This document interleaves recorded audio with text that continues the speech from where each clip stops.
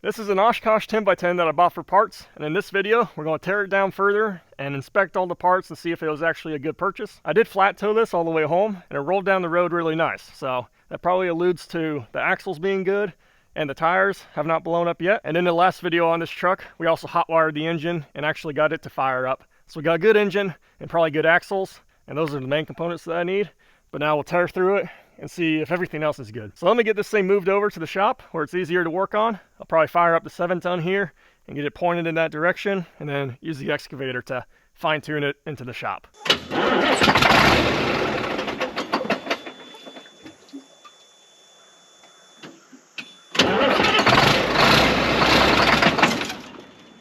Oh gosh, you guys, we might be off to a bad start.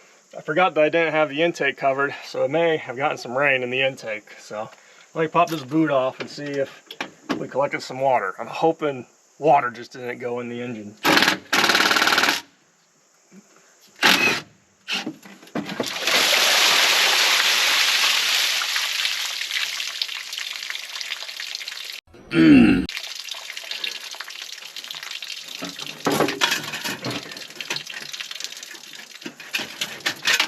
How in the world did that much rain get in there? If we just bent a rod or blew a head gasket on this engine, I'm going to be so heartbroken. There's a little bit more water up there. I'm feeling real dumb right now. Let's go undo the intake piping over there as well after the intercooler. So hopefully we can blow water out of the intercooler. We're supposed to be working on a 10x10 right now, not a 6x6.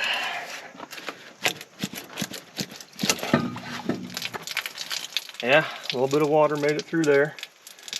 Jeez. Jeez. Whole intercooler's filled up.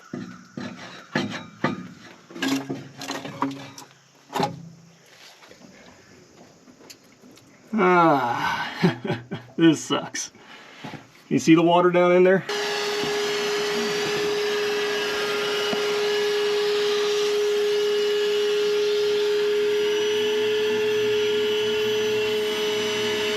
Well, this was the culprit, is why water got in here. You guys remember when I installed this? And I was like, oh, I need to remember to put a roof over this so water doesn't get in there. But I don't have time right now, so I'll do it later. Well, I forgot to do it later, so. You would have thought that maybe this is so steep with this flat top that maybe rain wouldn't have really got in there, but oh, it got in there. I think that just barely any water got in there. Now I'm working on gently rotating the engine in the opposite direction to see if I can encourage that water to go back out the intake valve, and then I can vacuum it once it's out of the cylinder. See, this will rotate over. I'm on the crank dampener bolts, and rotating them this way is wanting to loosen them up, so I can't have them break their little torque and loosen up. Seems like we're making progress. Seems like only a small percentage of the cylinder is filled with water. So we gotta bring that piston back down and back up again. So we got a little bit of rotating to do.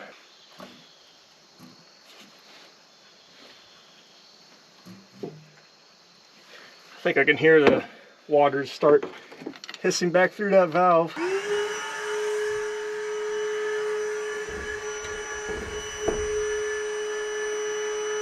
Alright, I'm going to try to give this engine a little test bump. I've rotated the engine backwards quite a bit, probably at least 720 degrees. And it's rotating freely now, so I think most of the water is evacuated and it might turn all the way over now and not be hydrolocked anymore. Let's go do a little bump with the starter and let back off and see what happens. If it does end up running, keep an eye on this intercooler pipe, because the turbo might try to blow a lot of water out of here.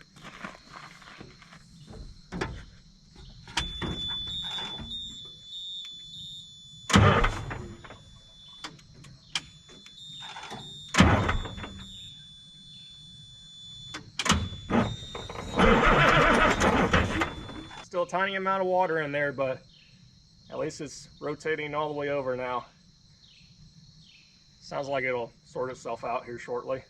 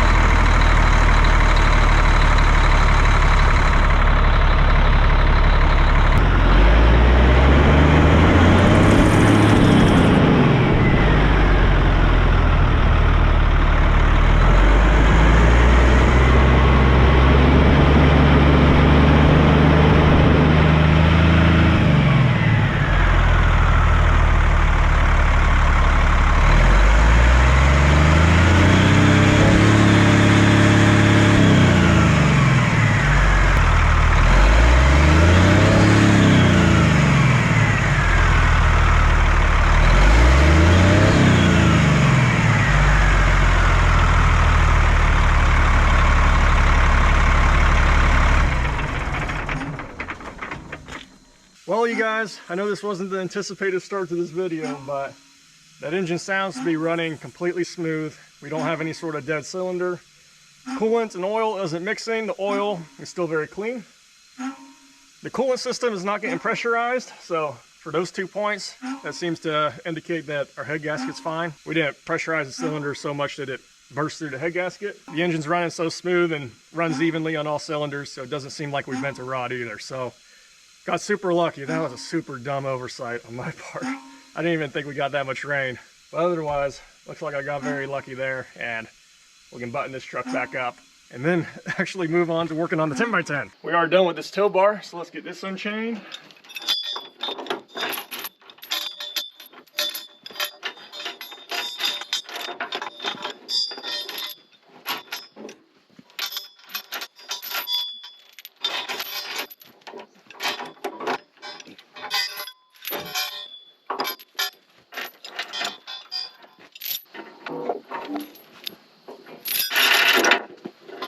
Now this truck weighs 50,000 pounds, and the owner's manual for this excavator says it can only lift 18,000 pounds. But I think it has what it takes to pick up half of this truck. We're about to find out. And I'll use it to get it into the shop. That's definitely the most that excavator's ever groaned, but it got the job done. It's always a toss-up with these GovPlanet trucks. I did buy one 7-ton that looked great, but ended up missing an air filter. So its engine inhaled a lot of dust, and that wiped out the compression and ruined that engine. So that bet didn't pan out. But with this 10x10, so far so good. Things are looking like this purchase wasn't an airball. But speaking of airballs and basketball, the NBA season is kicking off, and I've teamed up with DraftKings to let you guys know how you can crank up the excitement of tuning into your favorite sporting events. If you're planning on tuning into this week's games, then right now new customers bet $5 and get 3 months of League Pass on us, and get $300 if your bet wins, paid in bonus bets, when you sign up using promo code GOODRICH. Do you love the thrill of live betting? If so, then DraftKings has you covered, where you can bet live on star player props and in-progress games and fights right as they happen. You can also stay in on the action and use your bonus bets on DraftKings same-game parlays for a shot at an even bigger payout, and combine multiple bets together from the same game. So download the DraftKings Sportsbook app now. New customers bet $5 and get 3 months of League Pass on us, and get $300 if your bet wins, paid in bonus bets when you sign up using promo code GOODRICH. That's promo code GOODRICH only at DraftKings Sportsbook. And now, let's get back to the teardown. Now I know some of you may be bummed to see this truck getting torn down and would love to see it rebuilt into its stock form and used for its stock intentions. However, here's why I don't care to do that. This truck is complex. I mean, here's an entire box devoted to electronics and all these computer boxes. And not only does it have a ton of electronics, but it has so many hydraulics too. I mean, this thing has 3 different hydraulic pumps. Everything runs on hydraulic, and it's just too many electronics and hydraulics that I care to maintain over time. It seems like a maintenance nightmare. So that's why this truck is more valuable to me, and it's bare components of axles, chassis, engine, transmission, because I'll be able to repurpose those main components for some exciting projects coming up. However, this truck even has hydraulic suspension. These are big hydraulic rams with all these hydraulic lines connecting them all together. And this suspension has like little electronic height position sensors back there, but I don't care to try to keep this hydraulic suspension operating like it should. I have a design that I think will work well to convert these axles to air ride and get some airbags implemented in here. But that being said, if anybody's interested in the parts for this hydraulic suspension, hit me up in the comments. I'm definitely down to sell that stuff. All these rams seem to be in great condition with good seals, because this truck has never sagged down to the bump stops. I don't know when it was last in its complete state with the cab on and the suspension cycling, but it's been at least several years that that hydraulic suspension hasn't sagged down. So it's in good shape if anybody could reuse those parts. This truck also has this PLS hook lift thing that bends down and can pick up cargo and shipping containers like that.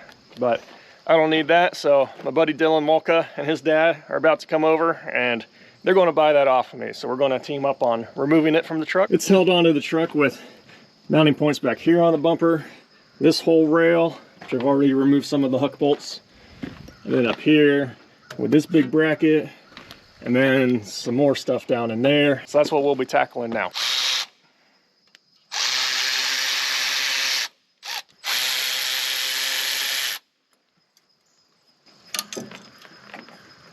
All right, Dylan's here. He's the expert with all these Oshkosh trucks, so we're gonna try to hotwire this engine again, get it fired up, and see if we can kick these hydraulics to life and get this whole hook lift system working for a little test run of that. So I think there's a manual override on the top of the solenoid. We're gonna see what that does.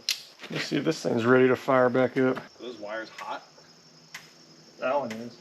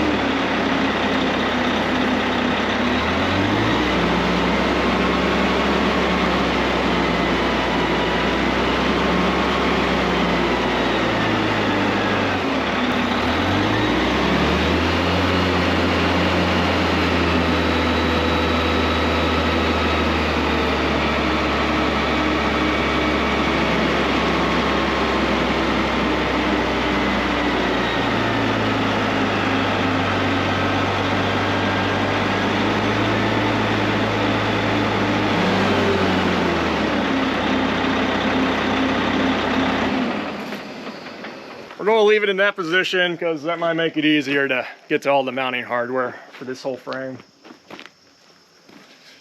But the hook lift does work. There we go. Oh, we can work with that. Yeah. So for the younger crowd, this is actually called a breaker bar. And you don't always have to use electric tools. This actually will work.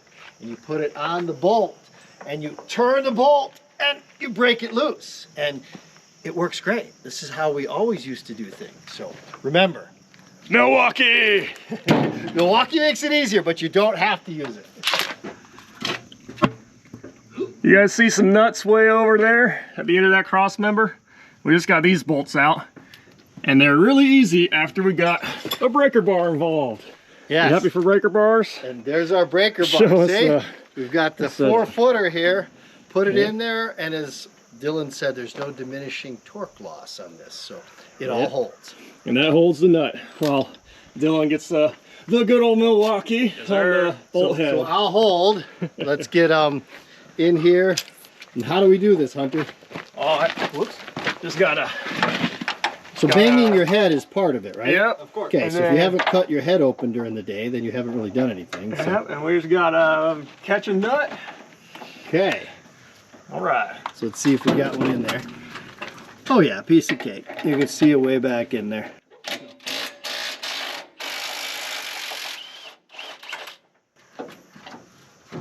I thought this was going to be hard. But this is easy. Look at that. Look at that. We got a bolt out. Okay, both perfect. Love it. All right, I got the next bottom nut. All right, we've all been going crazy on all this hardware. Everything's unhooked with this frame, so we're going to let the hook lift back down and then get ready to remove it from the truck and put it on the trailer.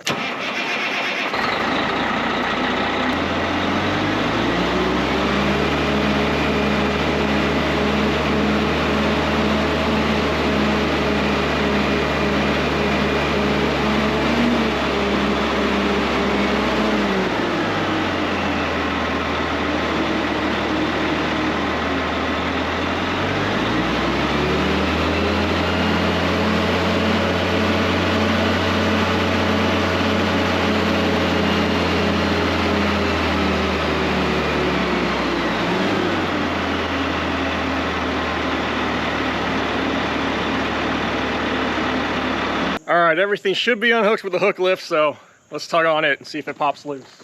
Tug. Give it a little tug. Gently lift.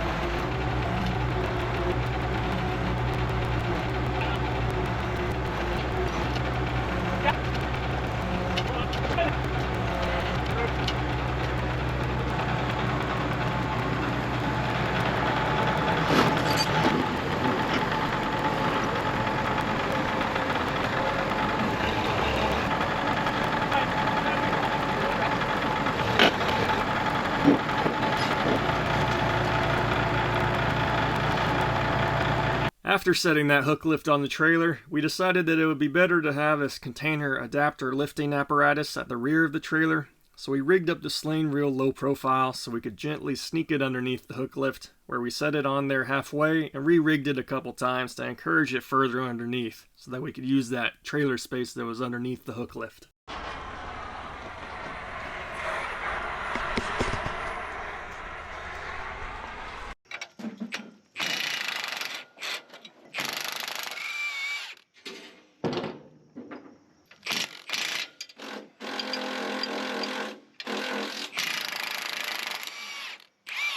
Those bolts I just removed are what hold on this cooling pack, since all the various heat exchangers and radiators and intercoolers are mounted on top to keep this truck cool. Let me give you guys a tour of this cooling pack.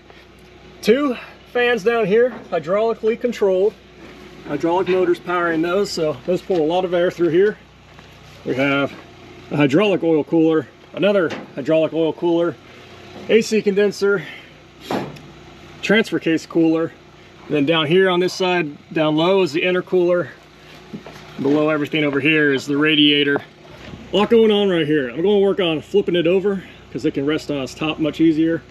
So I got this jack stand supporting this side, and then I'm trying to flip it over with the excavator now. This cooling pack even has its own framework, so it was very easy to remove everything as one unit after I removed all the lines that went to the various coolers, and it stayed nice and sturdy as I flipped it over and got it placed off to the side for now. Now we're removing the remaining brackets that are associated with this hook lift after Dylan removed all that hardware, which include 2 heavy-duty side supports as well as a front support tower that would get used for certain cargo loads. After Dylan attached the chains, his dad and I could get the parts tucked in on the trailer while Dylan continued to work on other parts of the truck. These guys are buying all these tires from me too, so we're removing them.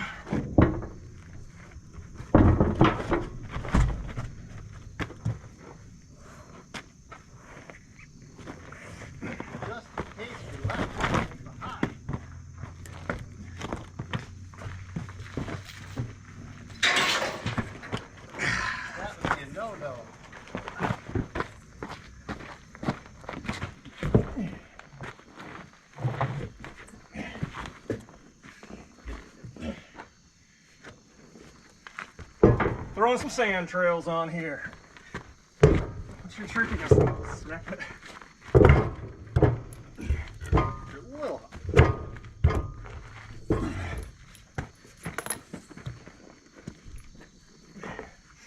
What's the trick, Dylan? You've done more of these tires than me. There you go. Dig a shoulder into it. These are a lot lighter than the 1600s.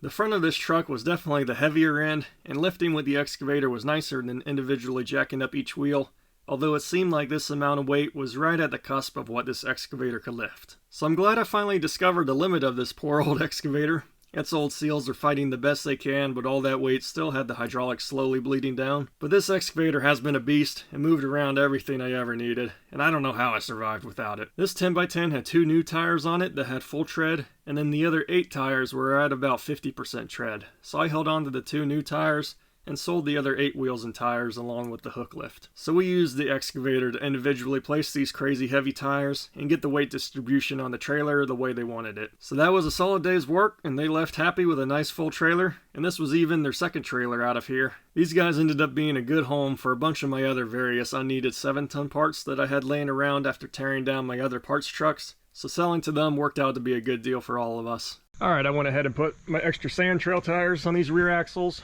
I wasn't planning on putting them on all the axles, maybe just 1 or 2 of them. However, these hydraulic rams are all teed together like this, so they kind of pass fluid in between each other. And that functions pretty well when this truck is articulating through some rolling terrain, how one axle can pick up and shift its fluid to another axle to even out all the weight distribution. It's just that putting tires on only 2 of these axles, we're shooting all the fluid to another axle and pushing this axle so far down that it was hitting the ground anyways and really stressing out this lower bump stop here. So that's fine. All the rear axles got tires now. Now the front, I was going to try to just leave it having 1 axle done, but as you can see, on those hub placements is really struggling to support all the weight up here with just one axle. And this whole thing's really nosediving right now. So let me go ahead and throw some other tires on this front axle real quick, just to balance out all this weight distribution and get it more comfortable. And then we'll continue tearing things down. Here I go one last time lifting the heavy front end of this truck. Getting the last few tires lined up had to be timed right, as the hydraulics on the excavator were leaking down under the strain. And then I can easily move this truck around by just hooking the excavator to the rear of the truck, because it is able to handle the rear weight a bit better.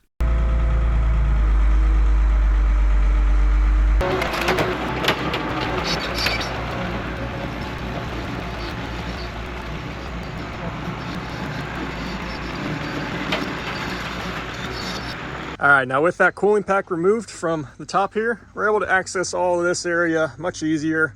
So I'll give you guys a tour of the hydraulics that are going on with this truck. There's two PTOs coming off the transmission. That one up top, but there's another one on the side there for that drive line. So that goes to this giant hydraulic pump, and also another rather large hydraulic pump as well. So I've been tracking all the hydraulic lines and trying to figure out how this all works. And it seems that this pump is mainly just there for power steering, because the two front axles and the two rear axles both steer, so you need a lot of power steering capacity. And the engine itself does not have a power steering pump on it. Normally when you see these Cat engines in semi trucks on the highway, they'll have a power steering pump mounted on the gear train right here. Well, this engine, that's just blocked off right there, because you don't need hydraulic power steering from there, because all the power steering is off that PTO pump, rather than trying to get all that power steering off the gear train here, which just could never supply enough. All the hydraulics share this one common tank up there. It's a big old high capacity tank that power steering pulls fluid from, and all the other hydraulics run off of. So here's this main pump. It has this giant line coming in here as a feed, and then it gets pressurized and shoots out here, which goes over to this filter housing, which this is a thick solid filter, so that's interesting to see. I've never seen a filter on a pressurized side, so this is very thick to handle all that pressure. But anyways, the path continues on through this line, this main supply line coming over here, out that elbow there, because there's a main hydraulic block here that Dylan and his dad ended up taking, but there's a main manifold here that all the other hydraulics plugged into. So from that manifold would go to feed the cooling fans that were hydraulically powered, as well as it'll send pressure back to the suspension back there to operate the hydraulic suspension. And also lines went to control that hook lift as well. Because these hydraulics, there's some complexity going on here. There's this sort of manifold, because on the top of the ram, we come out here, which all tees to all the tops of the rams, and comes back through here into this block through these two lines from either side. But then the lower portion of these cylinders also all tee together right here, and come through here and feed into these nitrogen accumulators, while also teeing back to this manifold back here, so it can kind of recirculate throughout the whole system, where the bottom and the top of the cylinder can interact, except somehow I don't think that's an even pass through, because these nitrogen accumulators, there's like a diaphragm in here charged by a lot of gas pressure, and somehow that is putting the pressure on these lines to keep the suspension down, as well as when these tires hit a bump, that fluid pressure rushes through these lines and compresses against this diaphragm in here. So that's where the actual suspension is soaked up. And since you have this hydraulic cylinder here, that also happens to work kind of like just your standard shock absorber. Like here's a similar axle with a big coil spring and then a shock absorber. But over here, no shock absorber, just this hydraulic cylinder. And that hydraulic pump does send hydraulic fluid back through these lines, back to this manifold here, because it can adjust the ride height, which I imagine is just a matter of pumping more fluid into the system or releasing fluid from the system, and that can raise the suspension or drop it down. It seems that all the actual weight gets supported by these nitrogen chambers. Now even this transfer case looks extremely complicated. It has a big old pump on the front of it too, so I don't know what that's doing. There's several pumps on here. Like there's this little pump that seems to just run up to the cooler and also disperse oil to keep everything lubed up throughout the gears in there. But I'll need to drop that transfer case to learn more about it and actually fully understand what all is going on up there, because even the transfer case is extremely complicated on this truck. So as you can see, it's pretty complex back here with the rear suspension. So I don't really care for all the complexity of these hydraulics, so I am going to attempt to convert these axles to being air ride, because that'll end up working a lot better for the plans I need these axles for. But anyways, still got a lot more to tear down on this truck. I'm gonna pull the engine, pull the transfer case, even pull these rear axles out of here, because I need this truck all the way stripped down. So that'll be in another video though. We'll end this video here, so thanks for tuning in.